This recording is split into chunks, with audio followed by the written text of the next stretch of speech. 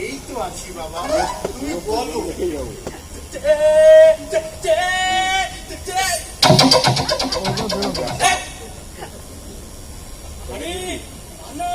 আমি সে কথা বলছি না, আপনি তোমার কোনো কথা শেষ করতে দিচ্ছেন না। আমার ফোন তো বলছে বল বল বাস আর মাথা খারাপ ছিল তো।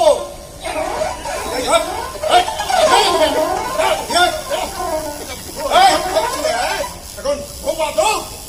এই যে বাবা বিশু, তুমি যে এতক্ষণ সে বলতেছিলে, এখন সেটাই বলো। কখন বলেছি? নো সাইড টক।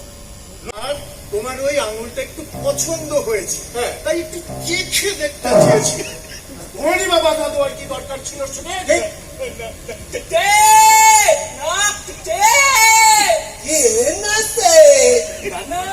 ওটা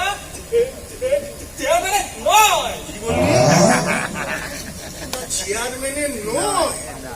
তাই তো বলি। আরো কিছু বলার আছে হুজুর? আলবাত বলার আছে। আরে ওটা যদি চেয়ারম্যানেরই হবে, তাহলে ওটা রাস্তার ধারে দাঁড়িয়ে ঠ্যাং তুলে মুখছিল কেন? এটা নতুন কথা নাকি হুজুর? কুকুর তো আমি ঠ্যাং তুলেই মুখে। না না না না, এই চেয়ারম্যানের কুকুর বলে কথা। এর আদব কায়দাই আলাদা। প্রথমত যেখানে সেখানে হিসি করবে না, আর যদি বা করে তাহলে ওই টয়লেটে গিয়েই।